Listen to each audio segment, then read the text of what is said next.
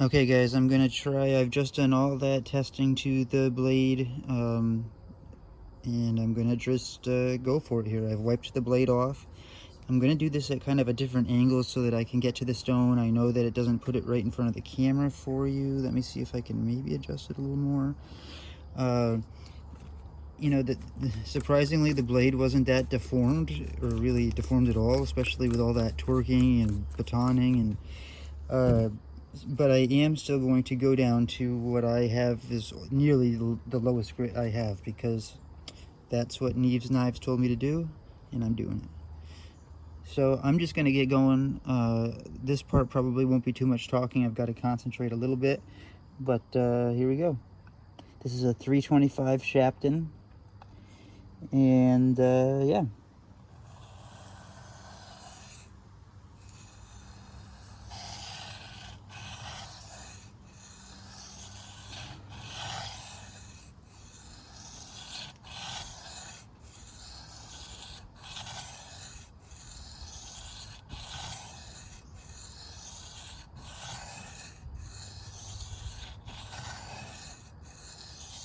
Trying to keep my wrist locked, and I just lift my elbow when I get to the tip. I try to ride the tip with my pointer finger, kind of, so that I know when I get to the tip and where I need to stop, or where I want to get to. Now, I should be checking probably more often than this, but I feel like I'm holding the angle pretty well, so I don't want to stop. Well, I'm gonna anyways. And once again, I have no paper towels. I have got to figure out how to do this YouTube thing better.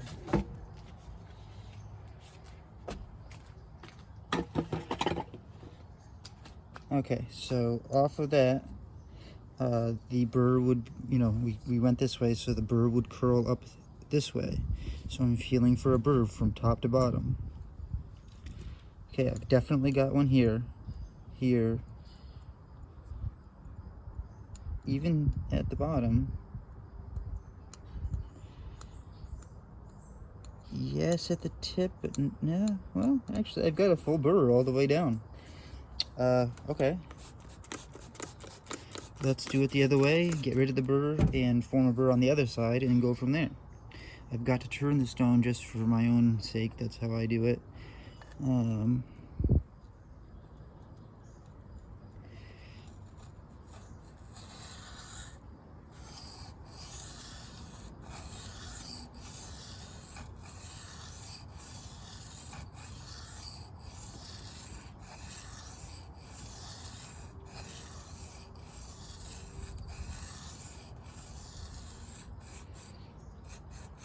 Doing a little pinpoint sharpening. Remember, you don't really put pressure, it's just your finger weight. That alone will be enough pressure. Let the stone do the work. That's what I've been told 1,000 times, and I can tell you that it's true. You know what? I'm going to pause this for 1 second and go get a paper towel. We're back with a paper towel. So, I just went this way, meaning the burr should curl up this way this time.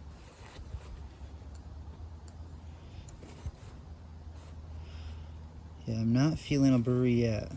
In fact, I still feel it on the other side, so I definitely have to keep going.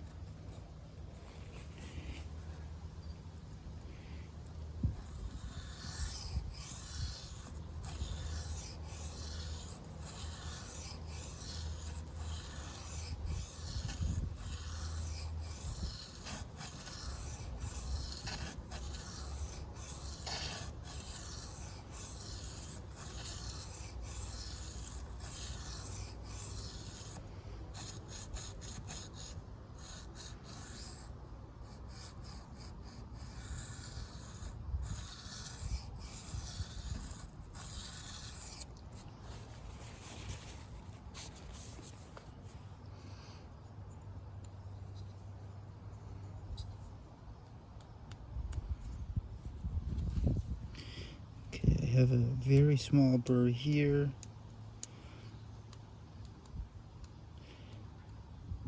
So just right here. So I need to get the tip and the heel a little better.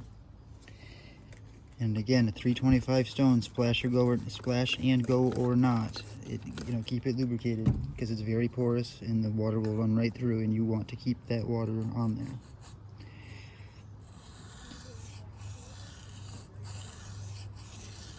I think my neighbors are going for a walk, so you might hear some random talking in a second.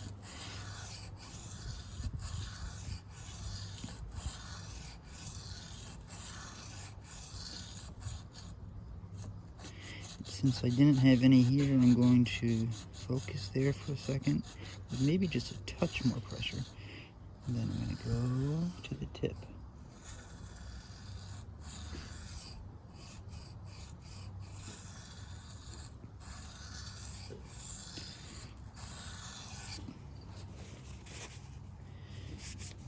Okay. Do I feel the burr? Definitely feel it here. Definitely feel it here.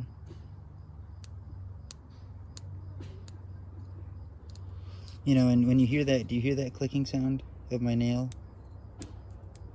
Compare that to the other side where there shouldn't be a burr.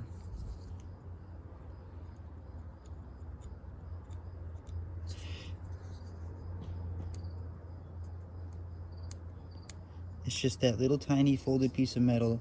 Now let me examine it a little closer here. The tip still needs work. And that heel still needs some work. Okay, no problem. We're gonna go until, just like Jared and I've said, you don't leave that low grit stone until you're sharp. So I am doing just that.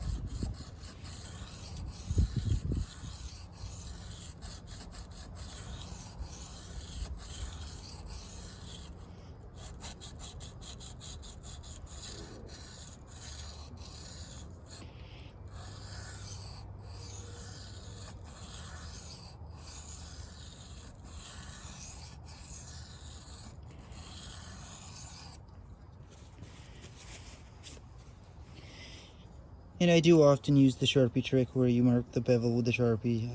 I don't know why, for some reason I never do it when I'm showing people how I sharpen, but I do use it often, especially on knives I'm not used to the bevel on. Man, I am just struggling with that heel and that tip.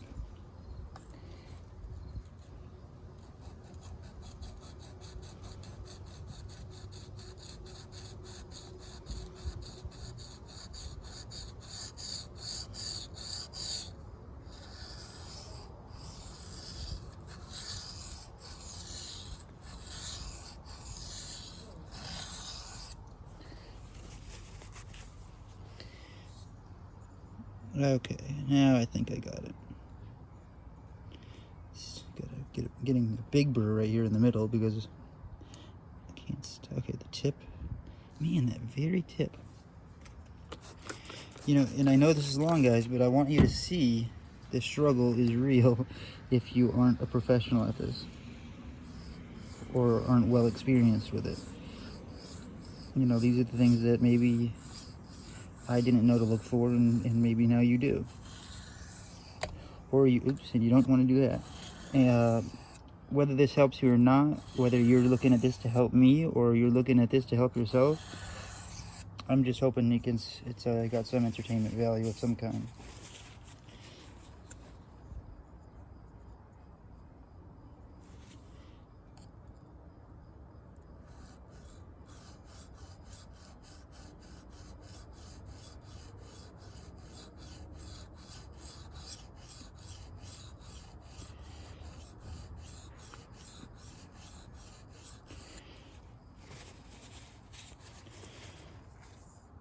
This is the most awkward position to stand in while you're on the camera. I'm telling you, it kills your back. Okay, I do have now got a burr.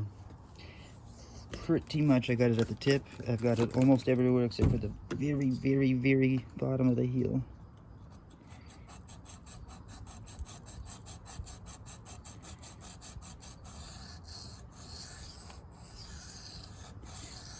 And even when I do that focus sharpening, I always end it with a follow through just to kind of blend it all together again. Okay. Now I've got a mad burr going on here. Okay, I've got a burr all the way down. So, my understanding is there's several different things you can do. You could start to go back and forth to work the burr off. You could go to a different stone and do the same. You could pull the burr off through like a 2x4 or something. My preference is to try to do it on the stone, you know, and since Jared said to stay on the low grit until it's sharp, I am going to try that. I am going to continue to stay on this until I remove that burr and get it nice.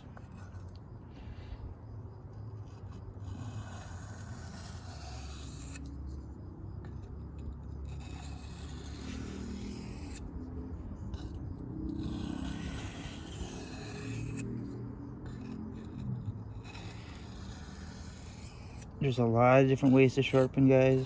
I've watched so many different YouTubers, so many different teachers, you know, teach that swear by different things. Some people say you must do this, you must do that.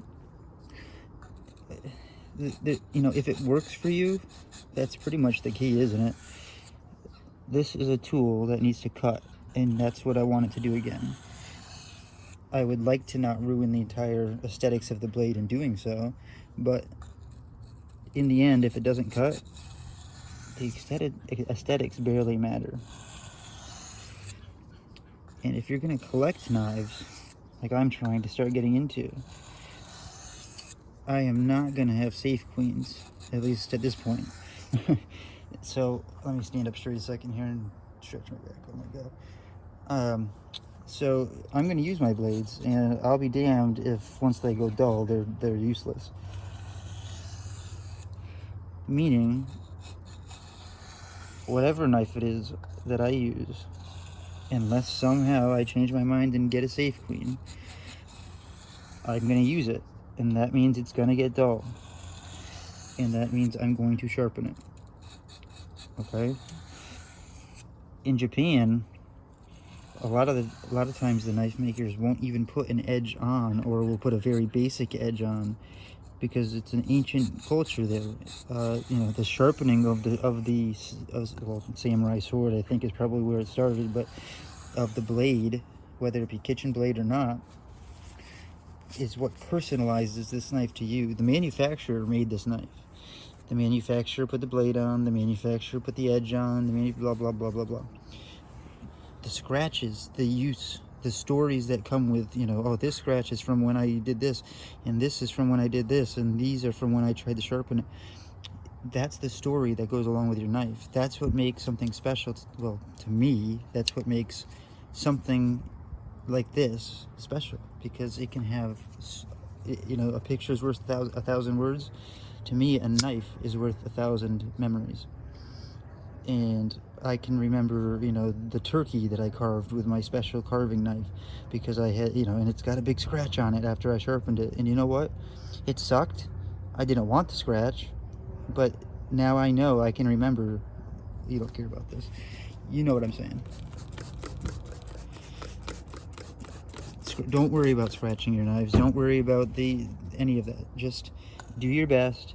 You know, practice on blades that you don't care about so much, so that it's not intimidating or so scary at first. But ultimately, unless you're not going to ever sharpen, you know, if you buy a Sabenza or something, if you're never going to use it, or you're going to use it and never sharpen it, either way, it's a paperweight. It's just rusting metal.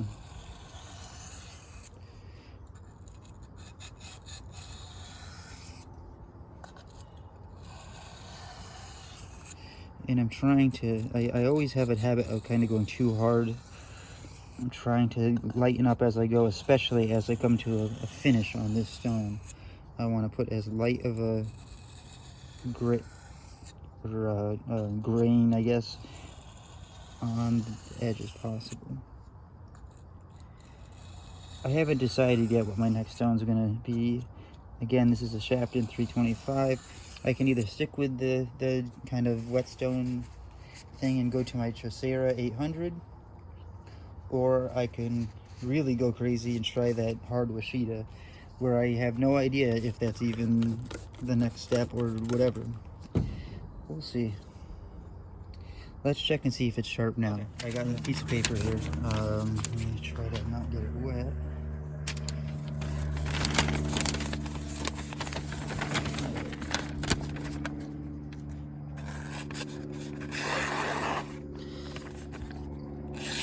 I mean, that seems pretty sharp for a 325 stone to me. To me, this is ready to move on to the next stone. Jared, if you happen to be watching this and use knives, should I keep going on that? Should I have kept going on that? Or should I have moved on like I think I should? Let me get it. Alright guys, I decided, at least for now, to stick with the waterstone, just because, I don't even know why, just because. So again, you saw me cut the paper. That was a 325 Shapton. Now we're going to move on to an 800 true old-fashioned Chaucera stone. Not a super stone, a Chaucera stone.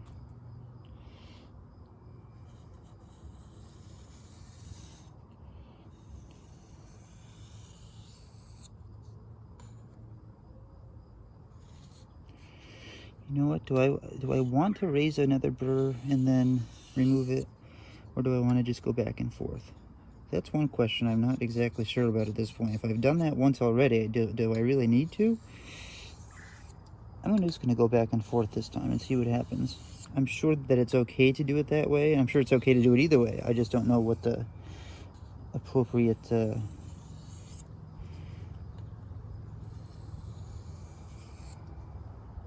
answer would be.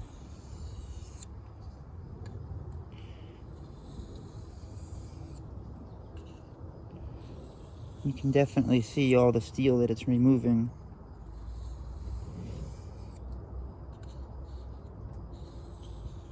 I believe this is a magnesium or magnesia stone or something.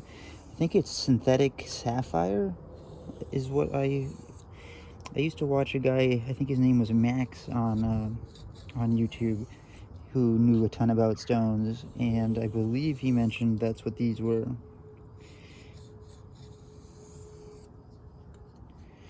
I can tell you it's an expensive stone, but if you use it well, it's a good stone. You know, but I'm kind of getting into this whole Arkansas Washita deal. I just, I don't know. We may even still try that after, we'll see.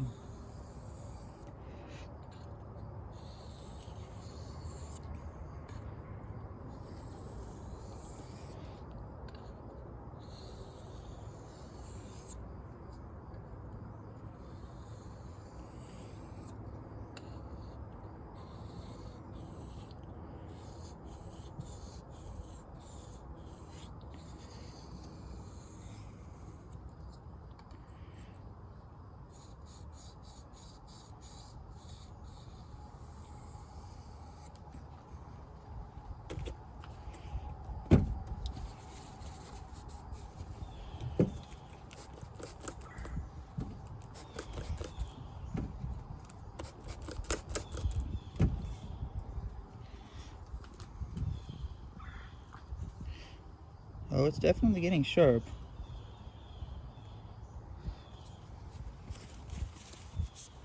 Sharper.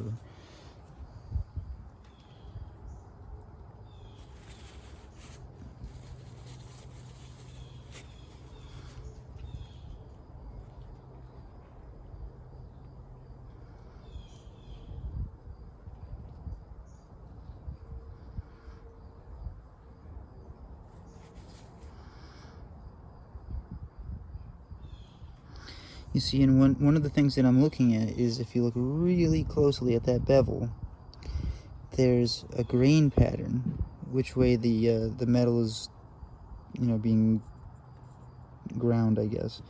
I'm trying to make sure that it's all consistent, meaning that I'm hitting all parts of the bevel on both sides in the same kind of fashion on this stone. That way I know that I'm at least on the right track. It does kind of have this, I'm noticing through the camera, this slight little notch here. I'm not going to worry about that today though.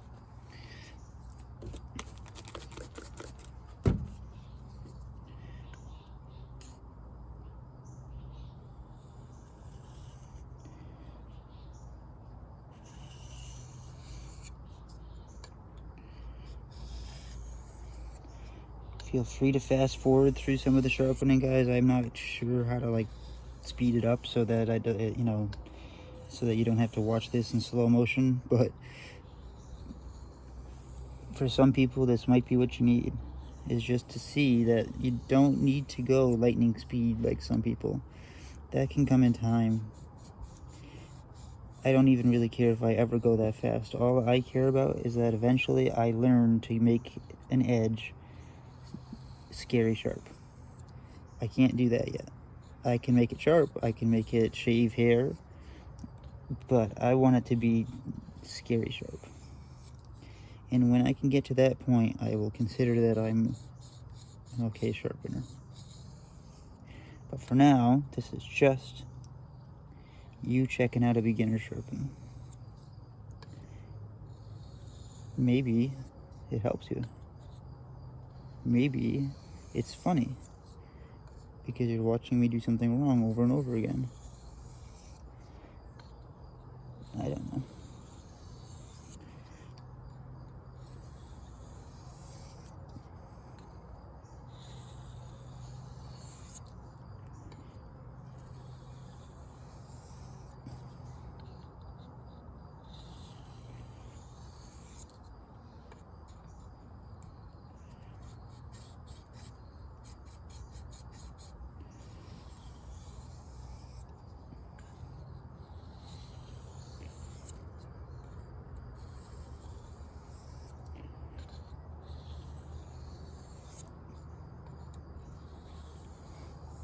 Let's see, now I'm going to try to consciously lighten up my pressure. Oh man, I've got to find a better way to set this up so that it's not such an awkward angle to stand like this.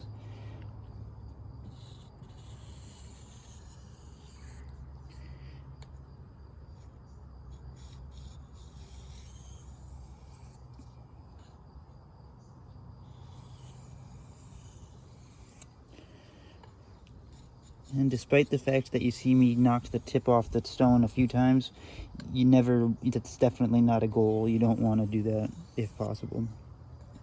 You can roll your tip and it's a pain in the butt. And it really stinks to do all this work by hand just to mess it up because you went off the stone. I say that, but I do it all the time. By accident. Let's check it out.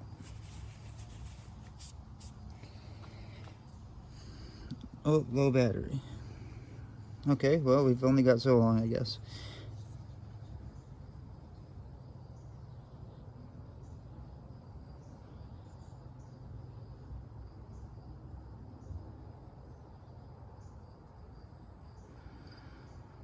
I'm gonna have to figure out how to adjust that. Maybe it's just with a file and then resharpening. Or maybe just continued sharpening will take care of it. Do you see what I'm talking about? Where that very edge kind of comes down? Where the plunge and ricasso or whatever meet? Let's look at this bevel.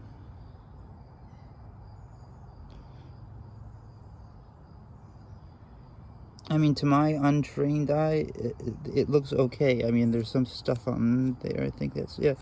Let me see how sharp it is.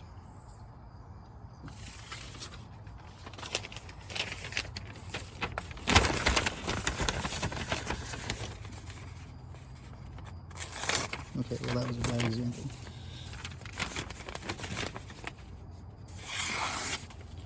Sorry about that, guys. Got a phone call and it was from my daughter, so that takes priority.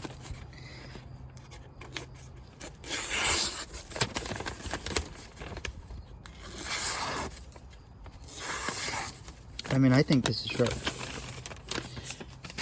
So here's what we're gonna do.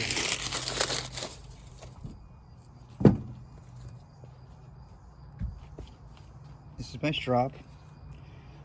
I have literally no idea how much or little compound you're supposed to put on when it comes to those big crayon size ones. This is the brand I use, NK. It's the white compound. You can see that it's all dirty and gross, but whatever. Until it gets so bad I have to clean it, I usually just kind of reload it a little bit here. This is probably way too much. I don't know though. Alright, let me get all the excess off real quick.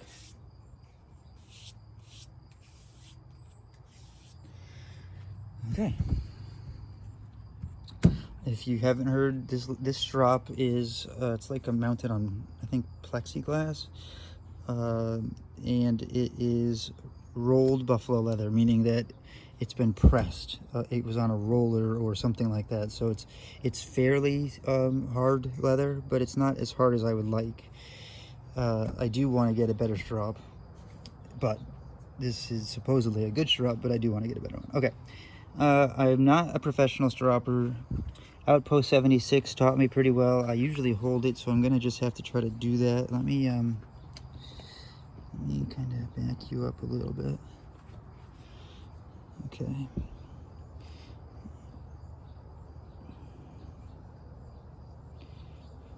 And the one thing that he told me that I remember specifically is you can feel when you're on angle because it's gonna feel like you're almost on glass. If you drop your angle too low, you're not gonna do anything, but you're not gonna do any damage. When you go too high, like as in too high, that's when you're going to actually do damage to your apex. The compound or whatever will dull. You can dull your edge on a strop. And I think that for a long time I did that. I'm not trying not to use much pressure. I'm just using as much as I need to get through the thick layer of compound I put on. You don't have to go, you know, one and then the other, one side, then the other side, one side, then the other side. He told me you could go, you know, 2, 3, then 2 or 3, kind of something like that. And I'm going to wrap this up in a second because my daughter does have something she needs me for. And I'll hopefully be able to post this a little later. And this will be my, at least for now, official review of the Kershaw trace.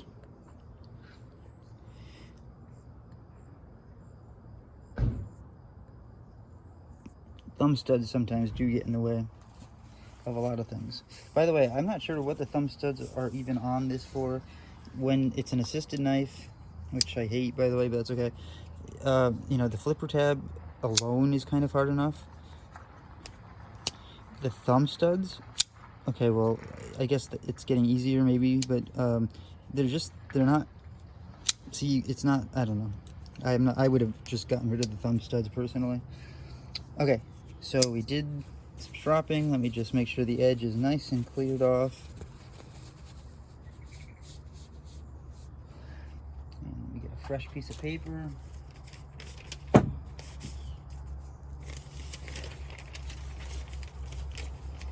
beautiful sails. And saws or something. Anyways, all right.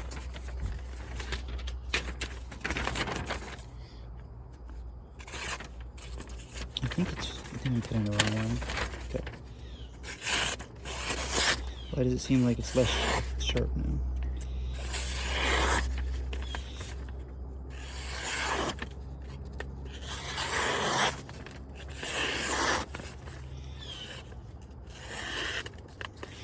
Yeah, it definitely needs a little bit more work, but it is certainly sharper than it was. Let me strop it a couple more times. I'm going to do it off camera so I can actually see what I'm doing.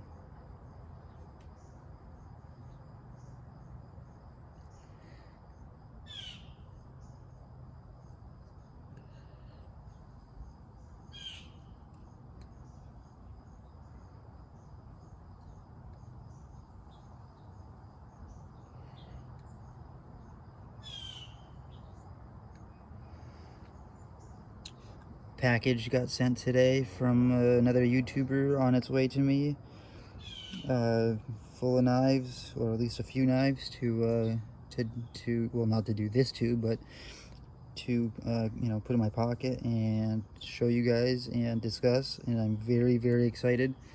one of them happens to be what I believe to be my Grail knife, which I almost feel like is cheating right now because I shouldn't be able to have my hands on a Grail knife yet, but I think that it is the knife that would be my Grail knife, the one Grail knife. I have tons I love, but I believe that it would be the one Grail knife. I'm not going to tell you what it is until it comes. And if you know, don't say anything. Alright, let's try this again. Plus, this is kind of funky paper. Much better. I think I was just dropping wrong. Or at a bad angle.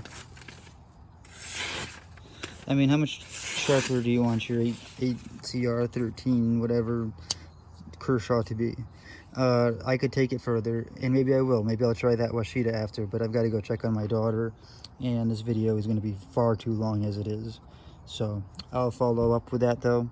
I'll let you know how that goes.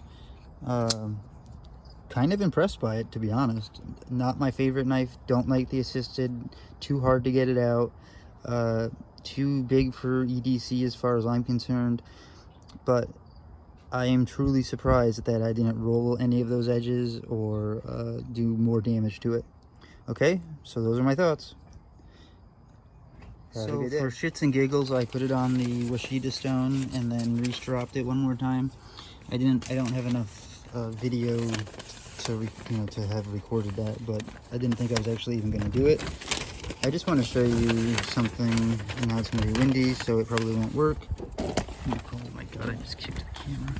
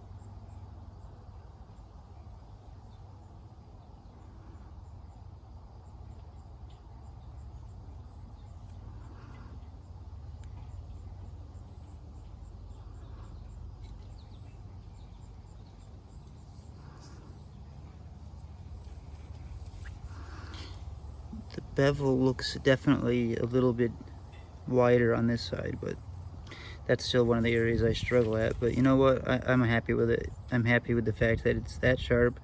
Does it shave hair? I guarantee you it does.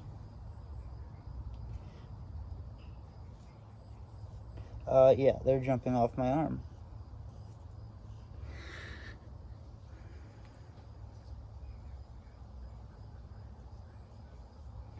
If I had long enough arm hair, I could probably...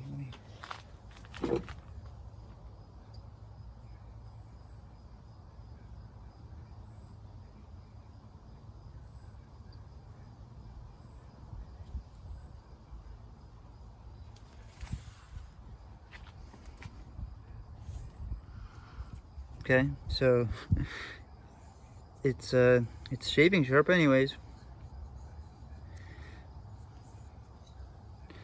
And that is my basic review of the Kershaw Trace. Overall, surprising, decent knife. You've seen what I've done with it. And I will continue to use it and report back in the future, but that's my official EDC journey review.